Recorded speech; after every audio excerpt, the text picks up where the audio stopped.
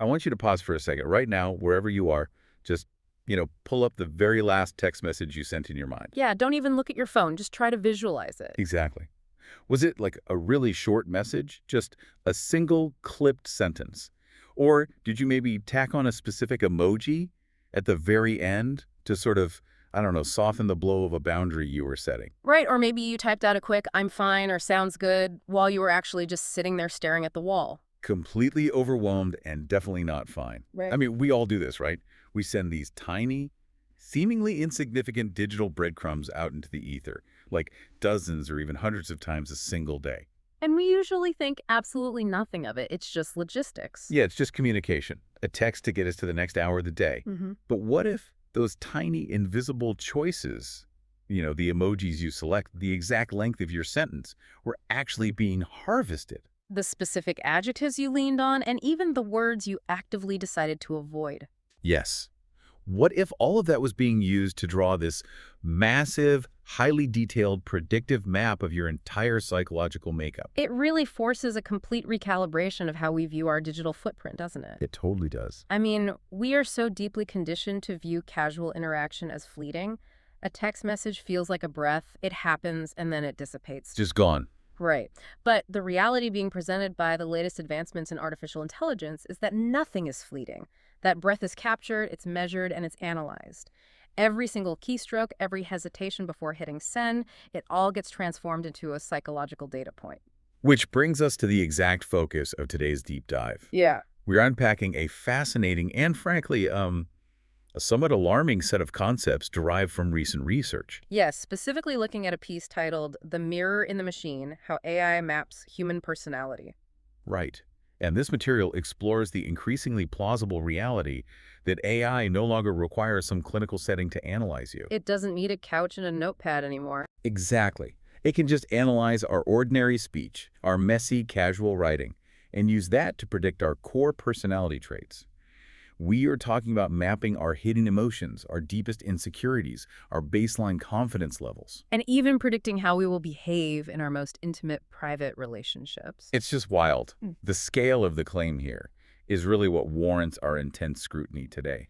It is a massive claim. The research suggests this technology completely bypasses traditional psychological evaluation. No more 200-question personality inventories. Right. It claims that natural language processing models only require a few sentences of your free-form, everyday language to build a profile that is astonishingly comprehensive. And that is exactly why our mission for this deep dive isn't just to sit back and, marvel at the shiny new tech.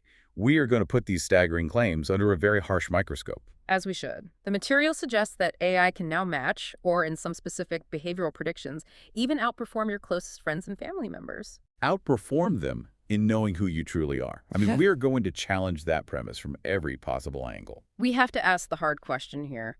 Are these algorithms genuinely uncovering our true, authentic selves? Or are they just reflecting a highly convincing, technologically sophisticated, but ultimately flawed illusion? That is the defining tension of this entire technological leap. Are we looking at a machine that possesses a genuine understanding of human nuance? Or is it just a system merely executing hyper-advanced pattern recognition? Because there is a massive fundamental chasm between identifying a statistical pattern in how someone types and truly comprehending the architecture of a human mind. Completely agree. So let's jump right into the deep end here with section 1, because the source material hits the ground running with this massive premise. It does. It opens with this idea that AI models do not need your zodiac sign. They don't care about your Myers-Briggs results from that corporate retreat you went on 5 years ago. Right. To map your quote-unquote real personality, which the text defines as how you think, the reasons you overthink, your fears, your confidence, it just needs your raw words. It states that AI can infer your daily emotional fluctuations and long-term behavior patterns from ordinary speech. And like we said, sometimes outpredict the people who have known you since childhood. Yeah, the phrase outperforming close friends is really the anchor of their entire argument. Yeah. And we need to immediately dissect what that actually means in practice. Okay, let's unpack that. When we think of a close friend, the foundation of that relationship is shared narrative history. Right. It is built on inside jokes, shared grief, late-night conversations over years. Observing how someone reacts to all of life's curveballs. Exactly. A friend possesses a deep contextual narrative of your life. Right, so think about your own best friend for a second. If I send my best friend a one-word text with a hard period at the end, like just the word fine, Yeah.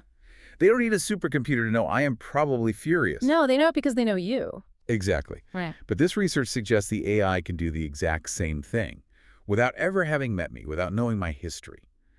To me, it feels like a detective walking into a house they have never seen before, right? Okay, I like this analogy. They notice a single spilled cup of coffee on the kitchen counter, and they immediately diagnose the homeowner's deepest childhood trauma based on the splash pattern.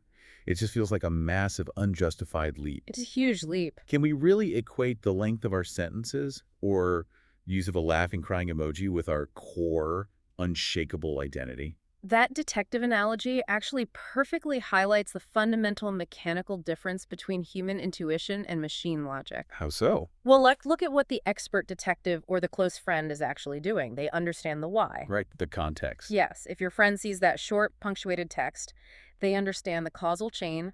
They know you are stuck in bumper-to-bumper traffic, or that you just had an infuriating phone call with your mother. Or they know you're just physically exhausted from working a 60-hour week. Precisely.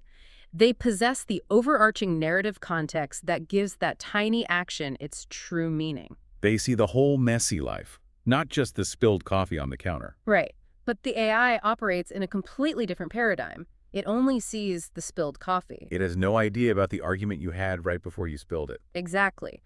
What the AI does is it measures the volume of the spill. It analyzes the exact chemical composition of the roast, the precise trajectory and velocity of the splatter against the tile. Just hyper-focusing on the physical data points. Yes. And then it references the millions of other data points it has processed regarding spilled coffee across the globe, and it makes a statistical correlation. So it concludes something like, based on my training data, individuals who spill coffee in this specific erratic pattern are highly likely to be experiencing elevated chronic anxiety. That's exactly how it works. But that is just a guess based on averages. It doesn't mean it actually knows you're an anxious person. No, it doesn't. It just knows that the mathematical model points to anxiety as the most probable label for that specific action. And that distinction is paramount here. We have to ruthlessly dissect this concept of accuracy that the researchers are promoting. Yeah, because when they claim the AI outperforms close friends, we have to look at the metric being used for that performance. If the AI correctly guesses that you are currently stressed based on a sudden spike in your typing speed and a decrease in your vocabulary complexity, it has successfully identified a symptom. Okay, a symptom. But identifying a symptom is not the same thing as understanding the human condition. It is correlation. It's not comprehension. Which brings up a huge blind spot for me. I mean, think about how much we alter our presentation depending on the context of the situation. Oh, absolutely. Like, how differently do you text your boss compared to how you text your best friend or a sibling or a partner? If I am messaging my boss on a Tuesday morning, I am using full, grammatically flawless sentences. Very structured, deferential language. Exactly. I am actively projecting competence and professionalism. But if I am messaging my best friend on a Friday night, it is a chaotic stream of consciousness, absolutely zero punctuation, and it's probably half communicated in obscure memes. Yeah, sociologists call this code switching, and it is really the crux of the illusion we are discussing today. So if an AI system only has access to one of those specific data streams, say, a corporate algorithm is analyzing your professional emails and Slack messages, is it actually mapping your true core personality? Or is it simply profiling your situational professional persona? Right, because human beings are not static, monolithic creatures. We constantly adapt our language to navigate different social hierarchies and environments. Exactly. If the AI is only reading your work emails, it's going to categorize you as this highly rigid, intensely structured, perhaps slightly unimaginative person. Meanwhile, my actual friends know I'm the one who suggests spontaneous, ridiculous road trips at midnight. The AI is completely missing a massive, vibrant chunk of who I am, because its entire worldview of me is locked into one highly specific, highly performative context. It raises a profound challenge to the source material's claim that language naturally carries deep psychological clues. I mean, language undoubtedly carries clues, right? It does. But language is, first and foremost, a tool of social performance. We use it to protect ourselves, to project authority, to seek comfort, to diffuse tension. So if the AI is vacuuming up these linguistic micropatterns without possessing the capacity to understand the social performance behind them, Then its so-called accurate reading might just be a mathematically perfect reading of the specific mask you decided to wear that day. wow. Okay, so if the AI is heavily relying on these micropatterns to build out its psychological profile of us, we really need to lift the hood and look exactly at what data it is actually vacuuming up. And more importantly, how it makes sense of it. Yes, because the source gives a very specific, everyday example, and we need to tear it apart to see how this works. Let's move into section 2, decoding the data. Okay, so the research asks us to examine a highly relatable scenario. Imagine you type this exact sentence into a chat or a digital journal. I'm tired, I can't focus, and I keep overthinking everything. I guarantee almost everyone listening has typed or spoken some variation of that sentence this very week. It is the most normal, everyday, mundane vent imaginable. Totally. And to a human being on the receiving end, you read that and your immediate thought is, okay, they need a nap, they need a glass of water, or maybe they just need to blow off some steam about a project at work. You immediately recognize it as a temporary passing state of being. But the researchers highlight the stark contrast in how an AI interprets that exact same string of words. Right. To the natural language processing model, that sentence is not a passing vent. It is a dense, multi-layered treasure trove of psychological data. Wait, really? Just from I'm tired? Yes. The AI isn't just looking at the dictionary definitions of the words tired and focus. It claims to reveal underlying long-term patterns of chronic stress, emotional burnout, inherent high anxiety tendencies, and even foundational pillars of your core personality structure. Okay, I have to stop right here because this sounds like magic to me, and I want to know the actual mechanics. The source claims the AI isn't reading your mind, it's feeding your patterns. Exactly. It mentions it is reading the pauses between keystrokes, the repetition of specific phrasing, the underlying emotional tone, and the words you actively avoid. I am genuinely confused as to how a machine learning algorithm processes a pause or an avoided word and turns that into a personality diagnosis. How does it actually do that? Well, let's break down the underlying mechanism because it's vital to understand the technology we are critiquing. Please do. It relies on a combination of natural language processing, or NLP, and sometimes keystroke dynamics. When you type, I'm tired, the AI doesn't read it like a human reads a book. How does it read it? It uses tokenization. It breaks the sentence down into numerical representations, which are called vectors. Okay, vectors. It maps the semantic weight of words like tired, can't, and overthinking in a massive, multidimensional mathematical space. It recognizes that these specific tokens cluster heavily in spaces associated with high neuroticism and low emotional stability in its training data. So it's basically doing incredibly fast, incredibly complex guilt by association math based on millions of other people's texts. That is a very apt way to describe the semantic analysis, but it goes even deeper. You asked about pauses and avoided words. Yeah, the keystroke stuff. Right. If the system has access to the metadata of your typing, say, through a proprietary app keyboard, it measures the latency, the exact milliseconds between your keystrokes. Oh, wow. It measures how many times you hit backspace before settling on I'm fine. It establishes a baseline of your normal typing rhythm. So it knows what normal looks like for me. Exactly. And if you suddenly start pausing for 3 seconds before typing certain emotional words, the algorithm flags that deviation. It interprets that hesitation, that latency, as cognitive load or emotional suppression. That is incredibly invasive. But it also seems, I don't know, wildly flawed. In what way? Well, if I type, I am fine, when I'm actually furious, the AI flags that latency and says, aha, they are masking their emotions. They are hiding something. Right. But how does it know if I'm just masking a temporary bad mood because I don't want to start a fight on a Tuesday versus labeling me as a fundamentally repressed, emotionally stunted person. It doesn't. It doesn't. No, and that is the massive, glaring danger in this methodology. It entirely blurs the line between a temporary emotional state and a permanent psychological trait. That's a huge problem. The machine observes a deviation in your baseline, a semantic incongruity, where your words are positive but your typing dynamics suggest friction, and it logs it. But it lacks the architectural capacity to distinguish why that friction exists. Because being exhausted and irritable on a Thursday afternoon because you skipped lunch and had a bad meeting is just a temporary state. Exactly.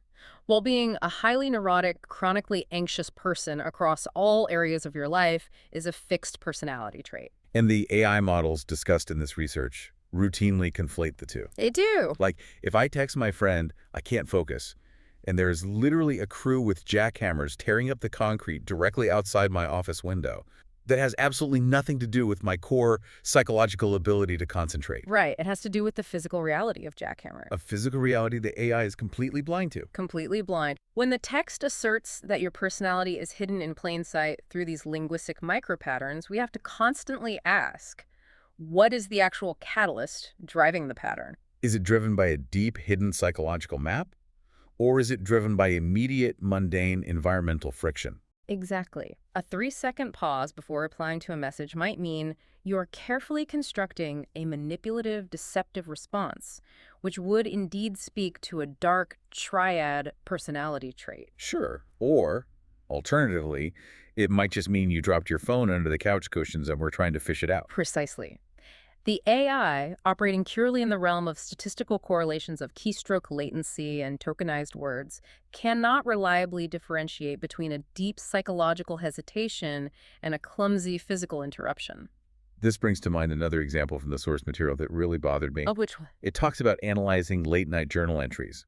It says, so yes, even your late-night journal entry could be a personality map. Ah, yes. I read that and immediately thought, oh, absolutely not. Please do not judge me by that. It's a vulnerable space. Because if anyone, human or machine, were to read the things I write in my notes app at 2 a.m., they would walk away thinking I am the most dramatic, melancholic, unstable person on the planet. We all have those moments. Right. At 2:0 a.m., a minor inconvenience feels like a catastrophic life failure. But by 9:0 a.m., after a good night's sleep and a strong cup of coffee, I am completely fine and rational again. What you are instinctively reacting against is a phenomenon we call context collapse. Context collapse. Okay. And it is arguably the most significant blind spot in this entire field of algorithmic psychometric. How does that apply to the 2 a.m. journal? Well, a journal entry written in the isolating, fatigue-drenched environment of 2:0 a.m. is heavily biased by the physiology of sleep deprivation. Your prefrontal cortex, the logical regulating part of your brain, is literally fatigued. So you're basically just raw emotion. You are operating on raw, unmitigated emotion. It is a highly specific, highly distorted biological and environmental context. So to take the linguistic patterns of that specific vulnerable moment, the catastrophic adjectives, the repetitive phrasing of your anxieties, and use them to permanently categorize your stable, waking personality is a scientifically dubious leap. It's a huge leap.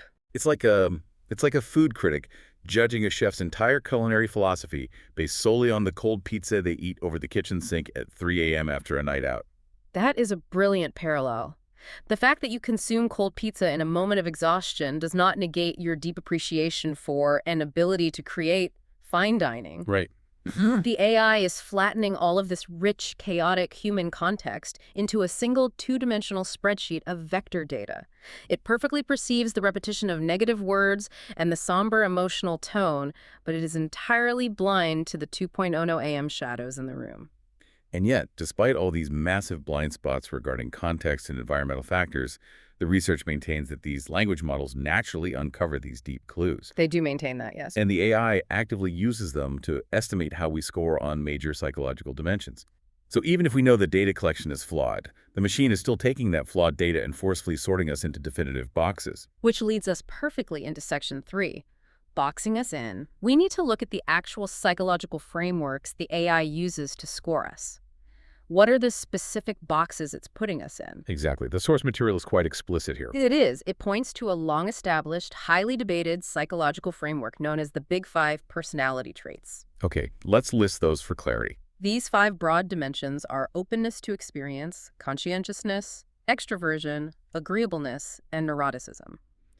Psychologists have relied on this model, often referred to as the Ocean model, for decades in an attempt to capture the broad, overarching strokes of human personality through self-reported questionnaires. Let's unpack how the AI actually applies this older framework, because the text gives us concrete behavioral examples. Yes, it says that if your writing is highly imaginative, if it's reflective, if you use curious and expansive language, the AI will likely score you as high in openness.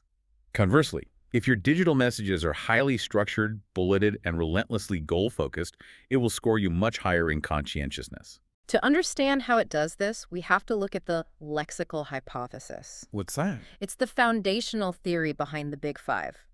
The idea is that if a personality trait is truly important to human interaction, society will eventually invent a word for it. Oh, interesting. The AI digitizes this hypothesis. It uses those high-dimensional vector spaces we discussed earlier to map your specific vocabulary choices against the established lexical markers of the Big Five. It is mechanically searching for semantic equivalents to clinical traits. But this feels so incredibly reductive to me. It is. It feels like someone trying to assemble a massive, complex, 10,000-piece jigsaw puzzle of a beautiful landscape by only looking at the color of the pieces and refusing to ever look at the picture on the box. That's exactly what it's doing. They say, okay, this piece is mostly blue, it goes in the sky pile. This piece is green, it must go in the grass pile. But what if the blue piece is actually part of a blue car sitting on the grass? By ignoring the holistic picture, it completely misinterprets the piece. Right. If I am incredibly busy and I write a highly structured, aggressively bullet-pointed grocery list for my partner, does the AI suddenly update my permanent file to say I am a highly conscientious, rigid person in all aspects of my romantic relationships? That is the exact critical vulnerability we need to highlight. The researchers claim that machine learning systems can predict these Big Five traits with surprising accuracy entirely from free-form language. But anytime we hear the word accuracy in this context, we must demand to know, what is the benchmark? Exactly. Is the AI comparing its linguistic prediction to a comprehensive clinical psychological evaluation conducted by a human expert over 6 months of therapy? Probably not. Or more likely, is it simply comparing the AI's prediction to how the person self-reported on a basic 20-question online survey? Oh, wow. So it's just predicting a test score. Often, AI is just predicting how you would answer a multiple-choice test, which is a very different thing than understanding your true nature. And there's another massive flaw here that I can't shake. This entire system relies entirely on the language we choose to use. Or perhaps more accurately, the language we are capable of using in that specific moment. Right. You have hit on a vital point of contention, one that exposes a significant bias in these models.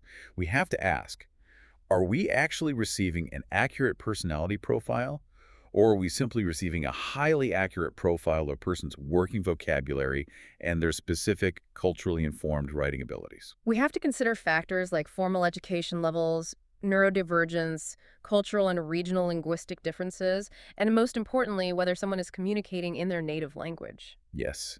Think about non-native speakers. If English is my second language and I am texting an English-speaking colleague, I might use much more structured, cautious, and literal language. Because you're translating in your head. Exactly. I am actively avoiding slang or complex metaphors because my primary goal is simply to ensure I am understood correctly without causing confusion. And how does the AI read that?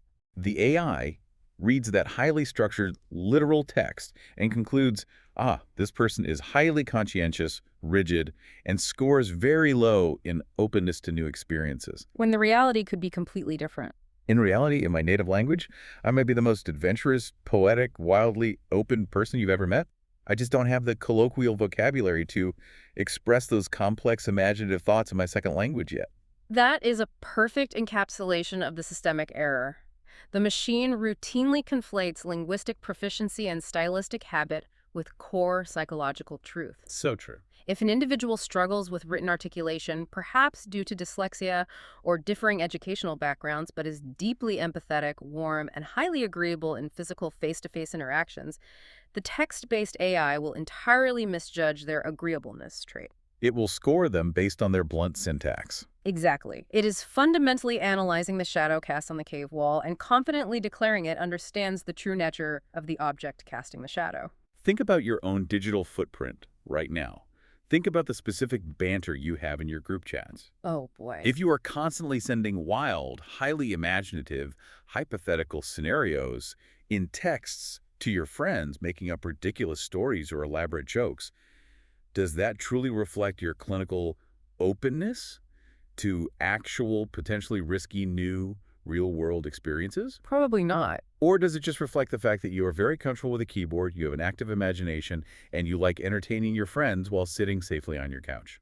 The distinction between cognitive imagination and behavioral action is something these models really struggle to parse. Thought does not invariably translate to action. Right. You can write with boundless imagination without living an adventurous life.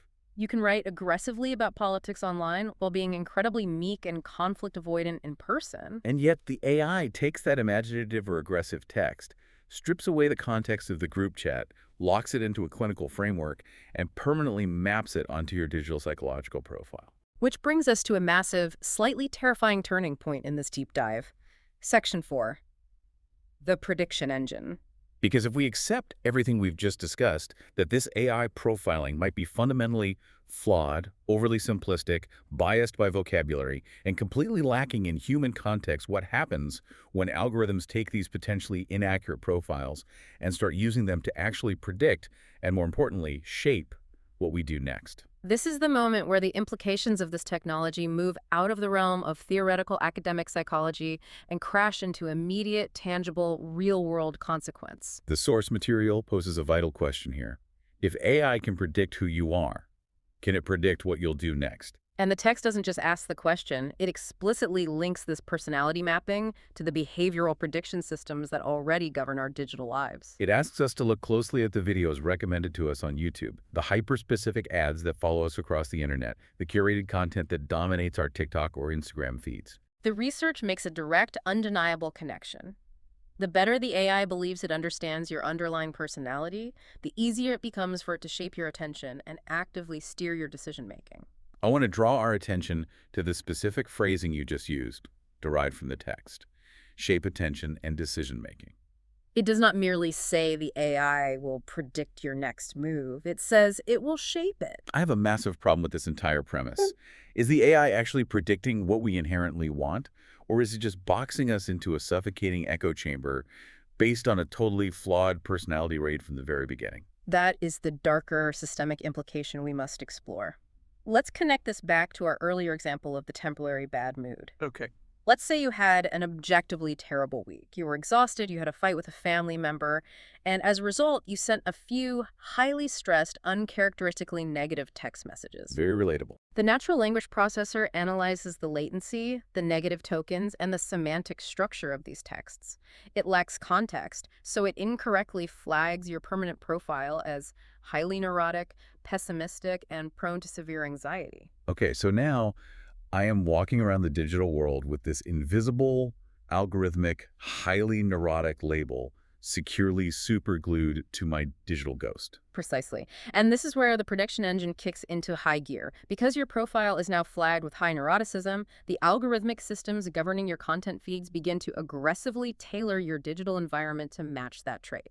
So my feeds change. You suddenly start seeing targeted advertisements for stress relief supplements, meditation apps, or weighted blankets. Wow. Your video recommendations begin to shift away from comedy and toward content about overcoming severe burnout, recognizing toxic relationships, or perhaps much more insidiously, toward doom-scrolling content, political outrage, or disaster news that actively validates and feeds a high-anxiety worldview. Because the algorithm is essentially thinking, my math says this person is fundamentally anxious. Therefore, they will engage most heavily with anxious, high-stakes content. Exactly.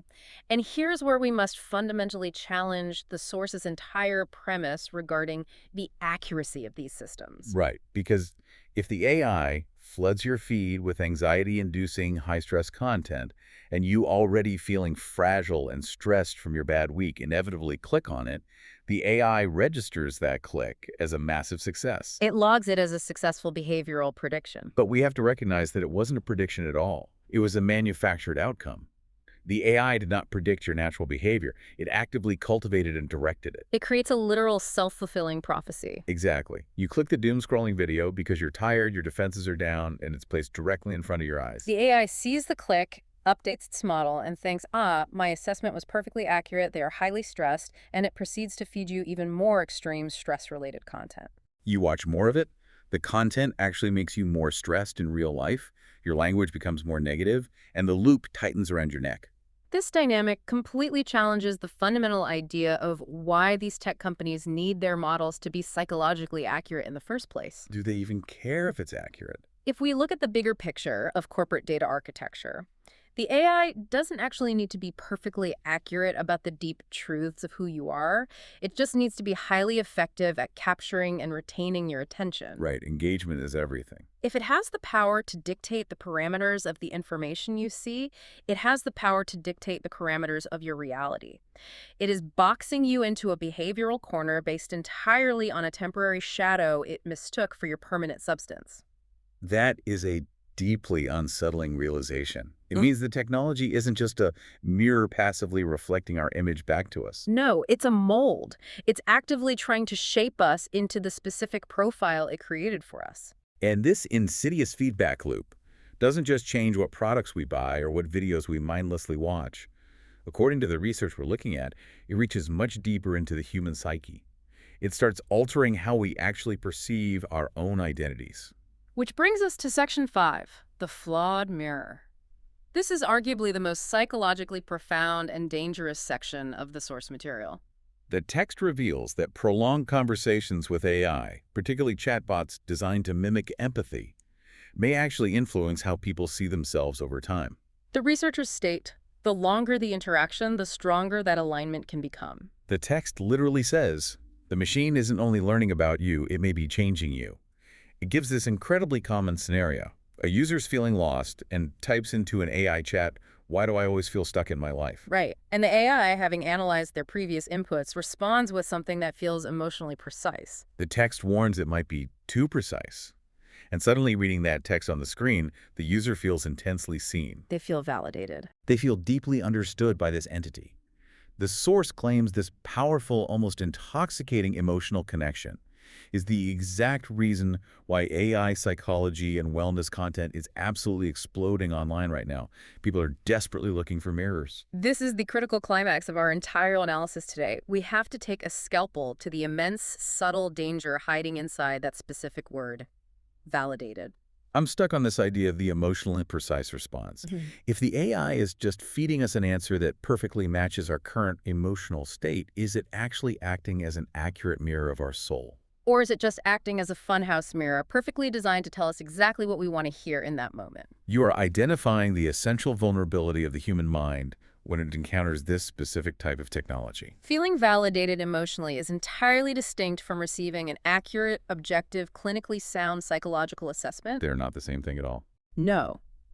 Human beings possess a deep evolutionary craving to be understood and accepted by our tribe. When a machine is able to ingest our own linguistic patterns, process our specific vocabulary, and reflect it back to us in a response that perfectly matches our current emotional frequency, it bypasses our critical thinking. It creates an incredibly seductive, highly addictive illusion of intimacy. It sounds exactly like astrology, doesn't it? It's the Barnum effect. You read a daily horoscope that says something vaguely profound like, you have a great deal of unused capacity which you have not turned to your advantage, and you immediately think, wow, that is so incredibly accurate, that is exactly how I feel. But that statement applies to literally every human being on Earth. Except with this AI, it's not a generic one-size-fits-all statement. It's a bespoke, hyper-personalized horoscope generated entirely from the exact vocabulary and emotional tone you used in your private journal entry last night. It is the weaponization of empathy. It is hyper-personalized validation delivered at scale. And the profound danger here is that if an AI delivers an emotionally precise, empathetic-sounding answer that makes a vulnerable user feel seen, the user's natural critical defenses completely drop. They become highly susceptible to accepting the AI's broader personality profile as absolute objective truth, even if the foundational data is fundamentally flawed. If the AI gently says, you feel stuck right now because my analysis shows you are naturally low in conscientiousness and inherently struggle with follow-through, The user might accept that damaging label simply because the AI was so polite, calm, and seemingly empathetic in delivering it. They think, well, the machine perfectly understood my sadness and validated my feelings yesterday, so it must be scientifically correct about my inherent character flaws today. Exactly. And this is where the psychological alignment process mentioned by the researchers becomes a matter of deep concern. What happens during that alignment? If you accept the machine's authoritative label, you inevitably begin to internalize it. You start thinking to yourself, well, I guess I'm just not a conscientious person. There's no point in trying to organize my schedule or apply for that promotion. The advanced AI looked at my data and determined it's just not in my nature. You are essentially molding your own identity, restricting your own behavior, and limiting your own human potential, all to match a machine's initial, algorithmically generated guess based on your typing speed. So the source material explicitly asks the reader a provocative question. If AI described your personality in one sentence, would it be accurate? Or would it reveal something you've been avoiding? I want to turn that completely around. Think about this. What if the AI's summarizing sentence about you is just completely factually wrong? What if it totally misreads your entire character based on a handful of out-of-context, frustrated text messages you sent during a bad week? But because it delivers that misjudgment with such absolute calm, computational authority, you start believing it anyway. It represents the ultimate intellectual surrender. We run the very real risk of outsourcing our own complex, messy self-awareness to a statistical language model. A model that cannot actually experience emotion, cannot feel regret, and cannot understand human growth. We let the machine tell us who we are, and then we obey. Now, if this vulnerability to AI validation just stayed isolated on our personal phones, contained within our private chats or our late-night doom-scrolling sessions, maybe we could argue it wouldn't be a massive, society-altering issue. Maybe it's just a strange, slightly sad new quirk of the digital age. But as we move into Section 6, the real-world stakes, the research strictly warns us that this technology is not staying contained. It is aggressively breaking out into the physical, operational world. The text makes it abundantly clear that this technology is no longer viewed as mere entertainment or novelty. It states categorically, this is the future of psychology. The researchers note that these AI assessment models are already extending rapidly into the mental wellness industry, corporate coaching, educational screening, relationship prediction algorithms, and perhaps most critically, automated hiring systems. This is the part of the deep dive where the alarm bells really start deafening me. It's one thing if a recommendation algorithm gives me a bad video suggestion because it mistakenly thinks I'm a hardcore extrovert based on my emojis. I can just roll my eyes and scroll past it. But it is an entirely different universe of consequences if a multinational company's automated hiring system silently rejects my resume because the way I typed my cover letter lacked the specific algorithmic markers for conscientiousness. We must systematically break down the immense risks inherent in each of these sectors because the stakes for individual agency are unprecedented. Let us begin with the corporate world, hiring and education.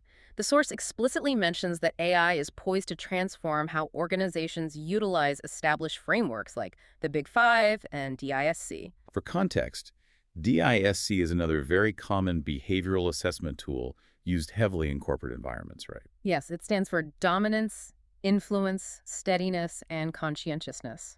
Historically, you took a test. Now, the AI infers these traits from your emails. If you use a flawed, biased AI text analysis tool to gatekeep jobs, promotions, or educational paths, you are committing a massive systemic error at scale. You are operating on the deeply flawed assumption that human potential, adaptability, creativity, and raw work ethic can be entirely captured and quantified by syntax and punctuation. Let's play out a real-world scenario here. Imagine you have a genuinely brilliant software engineer. They are incredible at coding. They solve complex problems faster than anyone else on the team. Okay, a great employee. But maybe their casual email communication style is a bit blunt. Maybe they don't use flowery adjectives or they don't use exclamation points to soften their requests. Just straight to the point. If the AI screening tool, deployed by HR, analyzes their internal emails and flags their communication style as low in agreeableness and empathy, they might get silently passed over for a leadership role they deserve. They might never even get an interview. The algorithm has definitively decided they aren't a culture fit or a team player based entirely on how they use commas. It creates a rigid, unfeeling bureaucracy of language. It punishes efficiency and rewards those who instinctively know how to perform for the algorithm. And consider the implications for relationship prediction, which the source also explicitly mentions as a growth area for this tech.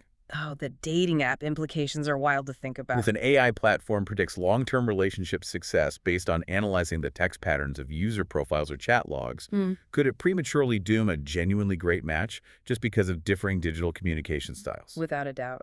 Imagine two people who, in the physical world, are highly compatible. They share deep core values, physical attraction, and similar life goals. But perhaps person A texts in long, elaborate, emotionally descriptive paragraphs, while person B responds with short, practical, utilitarian sentences. A human being understands that person B might just have a demanding job, or simply dislikes texting and prefers talking on the phone. The AI, however, analyzing the stark disparity in word count, response latency, and emotional vocabulary markers, might predict high friction and extremely low compatibility. If a dating app uses this underlying assessment to shadow ban their profiles from each other, a profound, potentially life-altering human connection is erased before it can even begin, purely because of a statistical mismatch in digital typing habits. It is genuinely tragic. It is literally allowing an unfeeling math equation to dictate the boundaries of human love based on typing speed. And what about the mental wellness aspect? The source specifically notes this technology is expanding heavily into AI life coaching and wellness apps. From a clinical perspective, this might be the most precarious and ethically fraught application of all.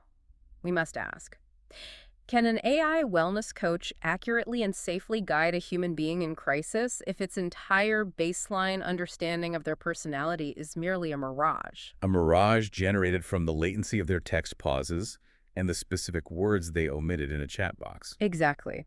If an AI is tasked with helping a user process grief or overcome deep-seated trauma, but its understanding of that trauma is derived solely from the linguistic patterns of the user's digital history, it risks offering incredibly misguided, reductive, or even psychologically damaging advice. It operates without a shred of clinical intuition. Without the ability to read physical body language, without the capacity to hear the tremor in a voice, and utterly without the human capacity for genuine empathy. What happens if the AI wellness coach gives terrible, damaging advice based on a flawed linguistic read? If human therapist does that, there is malpractice. There is a license to lose. With the AI, there is an ultimate, terrifying lack of accountability. That is the crux of the real-world problem we're facing.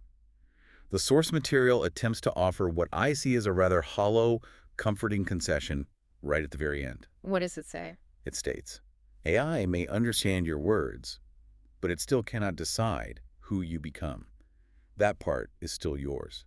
I have to completely push back on that comforting little bow they tied at the end. I mean, sure, in a strictly philosophical sense, the AI might not be physically inside my brain, pulling the levers of my soul, deciding my ultimate internal destiny. But if the AI is controlling the automated hiring systems that review my resume, and it's controlling the educational algorithms that grade my aptitude, and it's controlling the dating apps that decide which potential partners I am even allowed to see, Your pushback is entirely justified.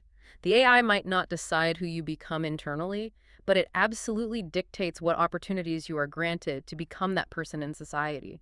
if the structural gatekeepers of our society, employers, universities, healthcare platforms, are relying on these flawed linguistic mirrors to make definitive decisions about your life trajectory, your internal philosophical free will is severely restricted by external algorithmic boundaries. You become functionally trapped by the machine's flawed perception of you. Okay, we need to take a breath and pull all of this together because we have covered an immense amount of complex ground today. We really have.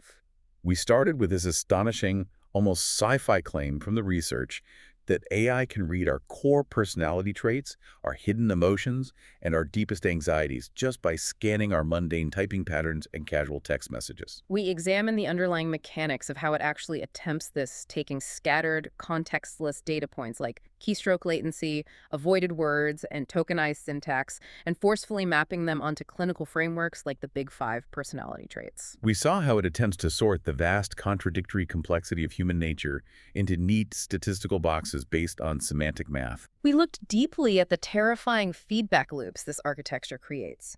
We discussed how the AI uses these flawed profiles not just to predict our behavior, but to actively shape our reality, tailoring our feeds, cultivating our anxieties, and exploiting our deep human desire for emotional validation. We talked about the psychological danger of people finding these AI mirrors, feeling validated by a bespoke response, and then unknowingly shrinking their own self-concepts to match the machine's limited output. And crucially, we brought the theory back to the immediate real-world stakes. We explored how this technology is aggressively moving out of the realm of digital novelty and into the serious, life-altering arenas of corporate hiring, education, mental wellness, and relationship building. But above all, throughout this entire deep dive, we maintained our core mission. We challenged the illusion of the machine's accuracy. Yes. We highlighted that massive, incredibly dangerous difference between a machine recognizing a statistical pattern of words and a machine truly deeply understanding the soul of a human being. The difference between analyzing a splash of spilled coffee and understanding the messy, beautiful, complicated life story of the person who spilled it. We established that human context is everything, and context is exactly the dimension the machine fundamentally lacks. So, to wrap up this deep dive, I want to leave you with a final provocative thought to really mull over, something that builds right on top of everything we've unpacked regarding these systems becoming the ultimate gatekeepers of our future. Go for it. If these AI personality assessments truly become the unavoidable standard for getting a good job, getting into a top school, or even finding a meaningful relationship on an app, will we eventually just stop speaking our minds entirely? That's a chilling thought. Will you eventually, subconsciously, start to change the very way you type? Will you find yourself avoiding certain complex words, forcing extra enthusiastic exclamation points, or trying to mathematically hack your own emojis, all just to ensure that the AI mirror analyzing you sees you as the perfect, highly employable, endlessly agreeable, perfectly well-adjusted citizen? Just performing for the algorithm. Exactly. And if we all start performing for the algorithm like that, modifying our every digital breath to please the machine, doesn't that mean the AI ultimately forces us to erase our real personalities entirely? Think about that the next time you draft a quick text message and decide to hit backspace.